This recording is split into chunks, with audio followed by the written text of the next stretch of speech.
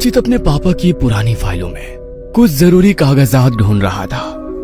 तभी उसके हाथ में कुछ पेपर्स आए जिन पर खून के छींटे थे। रचित ने हैरानी से उन कागजों को देखा और उन्हें पढ़ने की कोशिश करने लगा। उन पर लिखे हुए बहुत से अक्षर लगभग मिट चुके थे। फिर भी जब उसने किसी तरह उन्हें पढ़ा तो हैरान रह गया। ये कागज किसी बंगले के थे जिसे उसके पापा ने वर्षों पहले खरीदा था। रचित उन कागजों को लेकर अपनी माँ वीणा जी के पास गया और उसने कहा, माँ देखो मुझे पापा की फाइल में क्या मिला है, बंगले के कागज। ये सुनते ही वीणा जी ने घबराकर उसके हाथ से उन कागजों को छीन लिया और बोली, तुझे किसने कहा था इन्हें हाथ लगाने के लिए? मैं आज इन्हें जला ही देती हूँ। ये क्या बोल रही हो तुम माँ? पहले तो मुझे ये समझ में नहीं आ रहा है कि जब पापा के पास ये बंगला था तब आज तक हम सब इस सड़े हुए किराए के मकान में क्यों रह रहे हैं? पापा ने आज तक कभी इस बंगले का जिक्र तक नहीं किया और तुम भी कागज जलाने की बात कर रही हो। रचित परेशान सा बोला। इन कागजों को देखते हुए वीणा जी की आंखों में आंसू आ गए थे। उन्हें पोंछकर किसी तरह स्वयं को संभालते हुए उन्होंने कहा, अब तू बड़ा हो गया है, इसीलिए आज मैं तुझे सारी बातें बताती हूँ। ये बात तब की है जब मेरी और तेरे पापा की नई नई शादी हुई थी। जहाँ पर ये बंगला है, हम उसी जंगल के पास वाले शहर में रहते थे। हमारा कारोबार भी काफी फैला हुआ था। एक दिन हम दोनों घूमते हुए जंगल की तरफ चल पड़े। वहां नदी के किनारे ये शानदार बंगला खड़ा था। ये बंगला इतना सुंदर था कि एक ही नजर में मुझे भा गया और मैंने इसे खरीदने की जिद ठान ली। तेरे पापा ने मेरी इस जिद को पूरा भी कर दिया और जल्दी ही ये बंगला हमारा हो गया। हम अक्सर सप्ताह के अंत में वहां रहने जाते थे। एक दिन बंगले को सजाते हुए मेरी नजर एक पेंटिंग पर पड़ी जो इसी बंगले की थी, पर वो बहुत ही पुरानी और डरावनी थी। मैंने उसे दीवार से उतारा और कूड़ेदान में फेंक दिया। ऐसा करते ही मानो बंगले में तूफान आ गया। उसकी दीवारों में दरारें पड़ गईं और वहां से खून रिसने लगा। इससे पहले कि हम कुछ समझ पाते, अलमारी से निकलकर बंगले के कागज हमारे सामने हवा में नाचने लगे और उन पर खून के छींटे पड़ने लगे। साथ ही वातावरण में एक भयानक आवाज गूंजी, अगर अपनी जान बचानी है तो अभी के अभी यहाँ से चले जाओ और वापस लौटकर कभी मत आना। हमने जैसे तैसे अपने आप को संभाला और वहां से बाहर निकल गए, लेकिन पता नहीं मुझे क्या सूझी कि मैं बंगले के कागजों को समेटकर अपने साथ ले आई। अब मुझे लगता है कि मैंने ये बहुत भारी भूल की थी। इस घटना का तुम्हारे पापा के दिमाग पर बहुत बुरा असर हुआ। धीरे धीरे हमारा व्यापार भी डूबता चला गया। हमारे अपनों ने हमारा साथ छोड़ दिया। तब हम सभी परिचितों और रिश्तेदारों से दूर इस शहर में रहने आ गए। तुम्हारे पापा नौकरी करने की हालत में नहीं रह गए थे, इसीलिए मैंने घर की जिम्मेदारी उठाई। बाकी तो तुम सब कुछ जानते ही हो कि तुम्हारी नौकरी लगने से पहले हमने किस तरह दिन गुजारे हैं। अपनी माँ से सारा वृतांत सुनकर रचित भी दुखी हो गया। उसने वीणा जी के हाथ से बंगले के कागजों को लेकर उन्हें वापस फाइल के हवाले किया और खामोशी से दफ्तर जाने के लिए तैयार होने लगा। आज दफ्तर में भी रचित के दिमाग में उस बंगले की ही बातें घूम रही थी और काम में उसका बिल्कुल भी मन नहीं लग पा रहा था। क्योंकि थोड़ी ही देर में कंपनी के बॉस मिस्टर धर्मिक के साथ उसकी मीटिंग थी, इसलिए ना चाहते हुए भी मन मारकर उसे कॉन्फ्रेंस हॉल की तरफ जाना ही पड़ा। मीटिंग के दौरान मिस्टर धर्मिक ने नोटिस कर लिया कि रचित कुछ परेशान सा है। रचित उनके प्रिय कर्मचारियों में से एक था, इसलिए उन्होंने उससे उसकी परेशानी की वजह पूछी। सहसा रचित को याद आया कि मिस्टर धर्मिक अक्सर काली शक्तियों के विषय में पढ़ते रहते हैं और उनके विषय में वो खोजबीन भी करते रहते हैं, इसलिए उसने उन्हें सारी बात बता दी। रचित की बात खत्म होने के बाद मिस्टर धर्मिक ने कहा, तुम्हारी बातें सुनकर ऐसा लग रहा है कि इस बंगले का रहस्य उसी पेंटिंग में छुपा हुआ है जिसे तुम्हारी माँ ने कूड़ेदान में फेंक दिया था। आज शायद वो समय आ गया है कि मैंने अपने गुरुजी से जो सीखा है मैं उसका उपयोग करूं, इसलिए हम कल ही उस बंगले में चलेंगे। लेकिन अगर हम दोनों को कुछ हो गया तो? नहीं, मुझे बहुत डर लग रहा है सर, रचित घबरा कर बोला। धर्मित ने उसे समझाते हुए कहा, डरो मत, हमें कुछ नहीं होगा। मैं आज रात कुछ विशेष पूजा करके हमारी सुरक्षा का सारा इंतजाम कर लूंगा। अब तुम घर जाकर आराम करो, मैं भी आज छुट्टी लेकर अपने घर जा रहा हूँ। घर आकर जब रचित ने वीना जी को मिस्टर धर्मित के साथ बंगले में जाने की बात बताई, तब उन्होंने उसे रोकने की बहुत कोशिश की, लेकिन रचित को मिस्टर धर्मित पर पूरा भरोसा था। अगले दिन तय समय पर मिस्टर धर्मित रचित के घर आए। वीना जी ने उन्हें भी समझाने की बहुत कोशिश की, लेकिन मिस्टर धर्मित ने कहा, आंटी आप घबराइए मत, ईश्वर चाहेंगे तो आपका बंगला जल्द ही आपको वापस मिल जाएगा। बस आप बंगले के कागज मुझे दे दीजिए।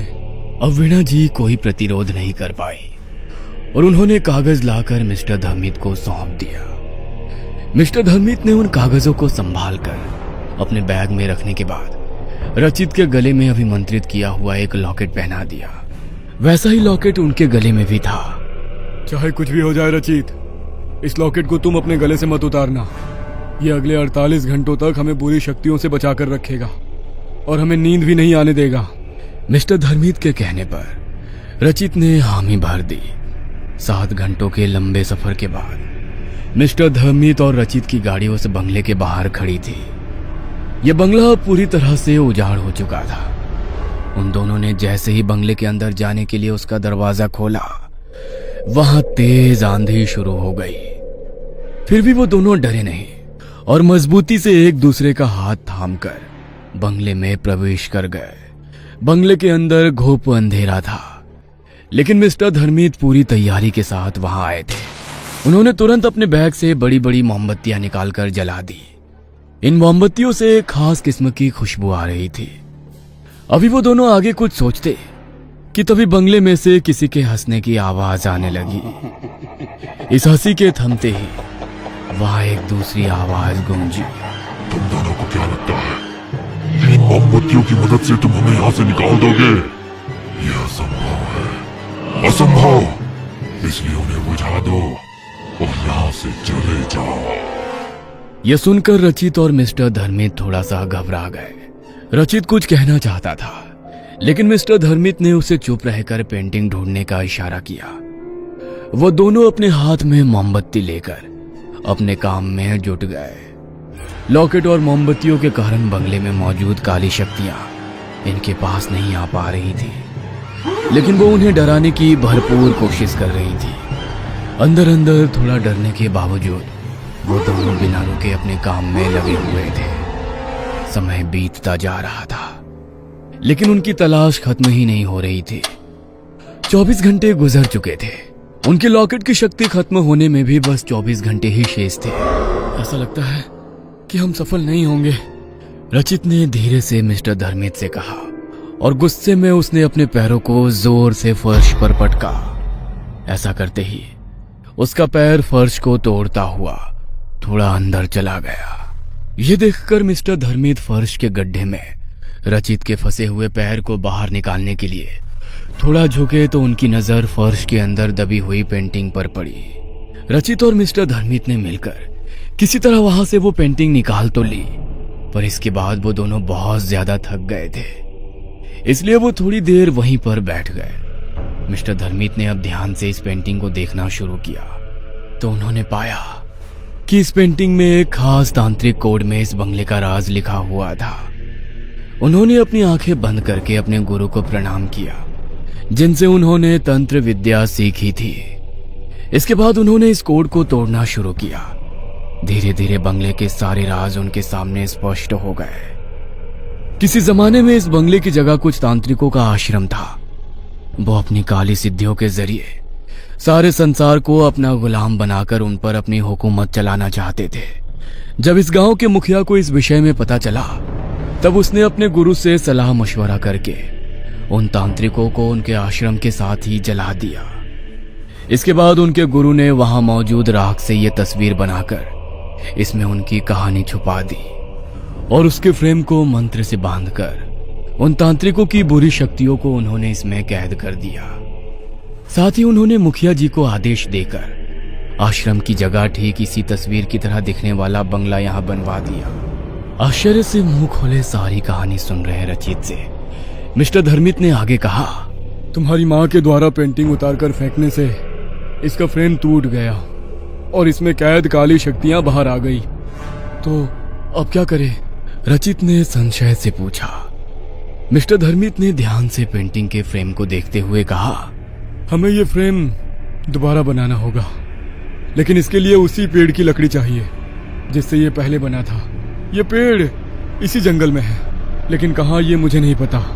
तुम जल्दी जाओ और उसे जाकर ढूंढने की कोशिश करो, तब तक मैं पूजा की तैयारी करता हूँ। और सुनो, संभल कर जाना, वो काली शक्तियां तुम्हें डराने की कोशिश करेगी, लेकिन अभी हमारे लॉकेट में 18 घंटे की शक्ति बची हुई है, इसलिए घबराना मत। मिस्टर धर्मित की बात सुनकर रचित जब पेड़ ढूंढने के लिए निकला, तब बुरी शक्तियां भी उसे रोकने के लिए उसके पीछे चल पड़ी।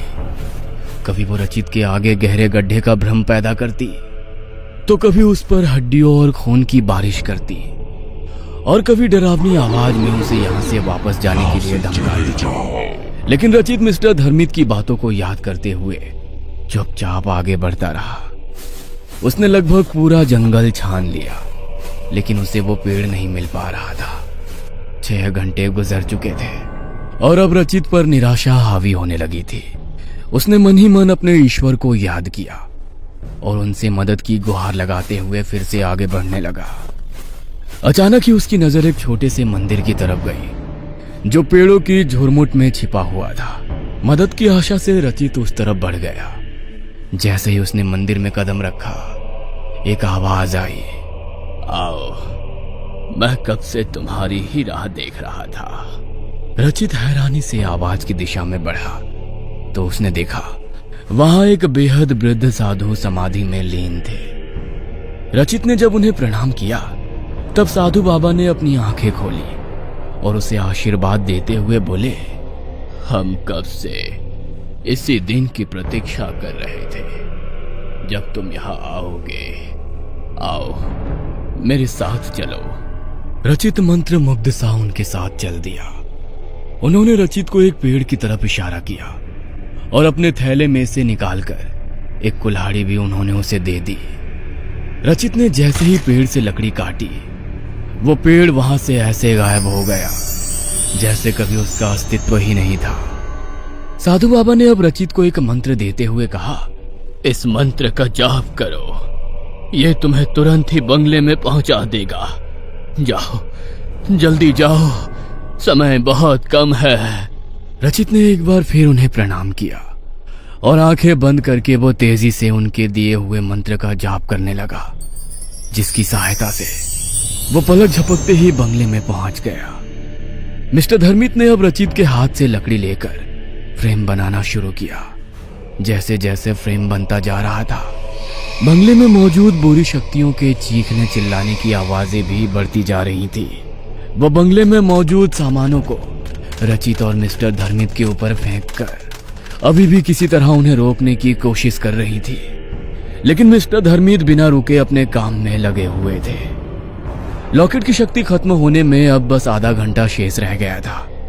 आखिरकार फ्रेम बन गया और मिस्टर धर्मित ने पेंटिंग को उसके पुराने टूटे हुए फ्रेम से निकालकर नए फ्रेम में डाला और फिर उसे अपने बनाए हुए पूजा स्थल पर रखकर उन्होंने वेदी में अग्नि प्रज्वलित कर दी और एक मंत्र पढ़ने लगे। जैसे जैसे मंत्र के साथ अग्नि में आहुति पड़ती गई, एक एक करके काले धुएं के रूप में सारी बुरी शक्तियां पेंटिंग में वापस कैद हो गई। अगले कुछ ही पलों में वहां शांति छा गई। यह देखकर रचित प्रसन्न हो गया और उसने खुशी से आवेग में मिस्टर धर्मित को गले लगा लिया। तभी उसे स्वयं से अलग करते हुए मिस्टर धर्मित ने कहा, अभी एक विशेष काम बाकी है, इसलिए अपनी खुशी बचा कर रखो। अब क्या बचा है सर? तुम्हारी बलि।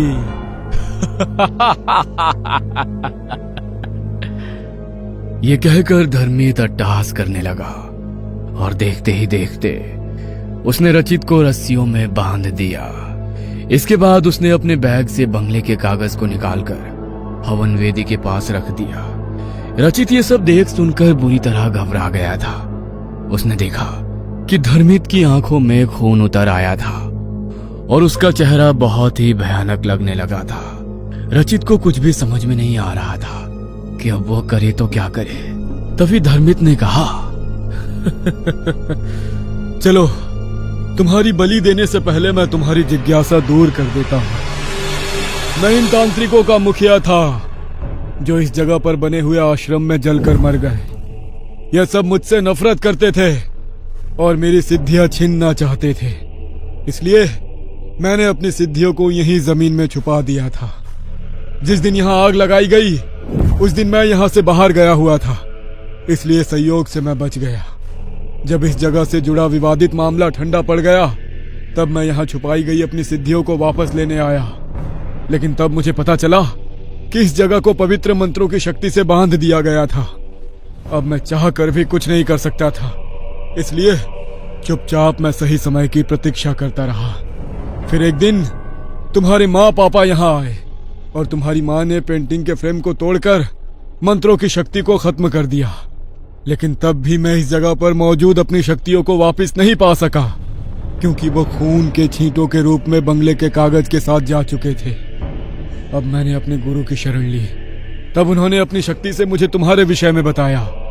अपने गुरु के आशीर्वाद से मैं कोई भी रूप ले सकता हूँ, इसलिए दुनिया से छुपने के लिए मैंने ये रूप लिया और तुम इंसानों के बीच रहकर तुम्हारी तरह काम करते हुए मैं तुम्हारे बड़े होने की राह देखने लगा। जैसे ही तुम्हारे कॉलेज में प्लेसमेंट शुरू हुआ मैं वहां पहुंच गया और मैंने तुम्हें अपने दफ्तर में नौकरी देकर तुमसे नजदीकियां बढ़ानी शुरू कर दी। इससे पहले कि मैं सही अवसर देखकर तुमसे इस बंगले के विषय में पूछता, तुमने खुद ही मुझे उसके बारे में बताकर मेरा काम आसान कर दिया। अब इन सभी मृत तांत्रिकों की शक्ति भी मेरे वश में आ चुकी है, जो कभी मुझसे मेरी शक्तियां छीनना चाहते थे। बस एक इंसान अर्थात तुम्हारी बलि देते ही मैं इस असीम शक्तियों का स्वामी बन जाऊंगा और ये सारी दुनिया मेरी मुट्ठी में कैद होगी। आप ऐसा नहीं कर सकते। अगर मैं वापस अपने घर नहीं पहुंचा तो मेरी माँ पुलिस में जाएगी और तब आप पकड़े जाएंगे। रचित ने हिम्मत जुटाकर कहा। प्रत्युत्तर में धर्मित ने हंसकर कहा, जब तक तुम्हारी माँ को तुम्हारे हश्र की खबर होगी तब तक मैं सर्वशक्तिमान बन चुका होऊंगा। रचित को अब अपनी मौत साक्षात सामने नजर आ रही थी। उसने अपनी आंखें बंद करके अपने माँ पापा और ईश्वर को याद किया। उसे पछतावा हो रहा था कि काश उसने अपनी माँ की बात मान ली होती और यहां ना आया होता, पर अब क्या हो सकता था। इसलिए वो चुपचाप अपनी नियति की प्रतीक्षा करने लगा। धर्मित ने अब वापस मंत्र पढ़ना शुरू किया। जैसे ही उसने रचित पर अभिमंत्रित राग फेंकनी चाहिए तभी आवाज आई, रुक जाओ। धर्मित के साथ साथ रचित ने भी चौंक कर अपनी नजरें उठाई तो सामने वही साधु बाबा खड़े थे जो जंगल में रचित को मिले थे। उन्होंने तत्काल अपनी शक्ति से रचित के बंधन को खोल दिया और उसी बंधन में उन्होंने धर्मित को बांध दिया। इसके पश्चात साधु बाबा ने कहा, अपने साथियों की बिखरी हुई शक्तियों को तू ही समेट सकता था, इसलिए मैं अब तक रुका हुआ था। अब जब तूने इन सबको वापस फ्रेम में कैद कर दिया है तो अब तेरे नष्ट होने की घड़ी भी आ चुकी है। आप ऐसा नहीं कर सकते, मेरे गुरु मुझे बचा लेंगे। ये कहकर धर्मित अपने गुरु को पुकारने लगा। साधु बाबा मुस्कुराए और बोले, वो पाखंडी जो कभी मेरा शिष्य और तेरा गुरु हुआ करता था अब कभी तेरे पास नहीं आएगा। देख मैंने उसका क्या हश्र किया है। साधु बाबा के हाथ घुमाते ही रचित और धर्मित के सामने किसी चलचित्र की तरह धर्मित के गुरु के जलकर मरने का दृश्य घूमने लगा। नहीं, ऐसा नहीं हो सकता, यह असंभव है। धर्मित गुस्से से चीखा। साधु बाबा ने कहा, कुछ भी असंभव नहीं है। जो इस संसार में आया है उसे एक ना एक दिन यहाँ से जाना ही पड़ता है। बस सबका अपना समय तय होता है। तेरे कपटी गुरु को मारने के लिए मुझे जिस शक्ति की जरूरत थी वो आज ही मेरी सिद्धि पूरी होने पर मुझे मिल गई और मैंने तत्काल इस बुराई को नष्ट कर दिया। बस अब हमेशा के लिए नष्ट होने की बारी तेरी है। उनकी बात सुनकर रचित की हिम्मत बंधी और वो फुर्ती से उठकर साधु बाबा के पास चला गया। इससे पहले कि धर्मित कुछ कर पाता, साधु बाबा ने उसकी मुट्ठी में मौजूद राख अपनी मुट्ठी में खींच ली और उसे धर्मित के ही ऊपर फेंक दिया। राख के पड़ते ही वहां से धर्मित और बंगले की पेंटिंग धुआं बनकर हवा में विलीन हो गई। बुरी शक्तियों के मिटते ही बंगला सूरज के पवित्र प्रकाश से जगमगा उठा। साधु बाबा ने रचित को आशीर्वाद देते हुए कहा, अब यह बंगला हर तरह की समस्या से मुक्त हो चुका है। तुम अपने माता पिता को यहाँ ले आओ और अपने पिता के साथ मिलकर फिर से उनका व्यवसाय शुरू करो। धर्मित का लिखा हुआ आत्महत्या पत्र कल उसके दफ्तर में पहुंच जाएगा। तुम जब तक वहां पहुंचोगे वहां मौजूद सभी लोग भूल चुके होंगे कि तुम कभी धर्मित के साथ कहीं गए थे। रचित साधु बाबा को प्रणाम करने के लिए उनके पैरों पर झुका। उसके झुकते ही साधु बाबा वहां से अंतर ध्यान हो गए। रचित ने अपना बैग उठाया और बंगले में ताला लगाकर गाड़ी की तरफ चल दिया। यहां से वापस जाते हुए वो खुश भी था और दुखी भी था। उसे खुशी थी कि उसके पापा की मेहनत की कमाई से खरीदा हुआ यह बंगला अब भूतिया नहीं रहा था, लेकिन साथ ही उसे दुख भी था कि उसने बिना सोचे समझे धर्मित जैसे धोखेबाज पर भरोसा करके अपने साथ साथ अपने परिवार को भी मुश्किल में डाल दिया था। वापस अपने शहर पहुंचकर जब रचित ने अपने माँ पापा को धर्मित की सच्चाई बताई तब वो दोनों भी हैरान रह गए। मीणा जी ने तुरंत भगवान के आगे माथा टेका कि उन्होंने रचित को इतनी बड़ी मुसीबत से बचा लिया था। कुछ दिनों के पश्चात रचित अपने माँ पापा को लेकर पुनः उस बंगले में आया और साथ ही उसने अपने पापा का व्यवसाय भी एक बार फिर से शुरू किया। उसके पापा की मानसिक हालत भी अब सुधरने लगी थी। साधु बाबा के आशीर्वाद से एक बार फिर बुराई पर अच्छाई की जीत का प्रतीक बनकर यह बंगला अपनी रौनक से जगमगाने लगा था।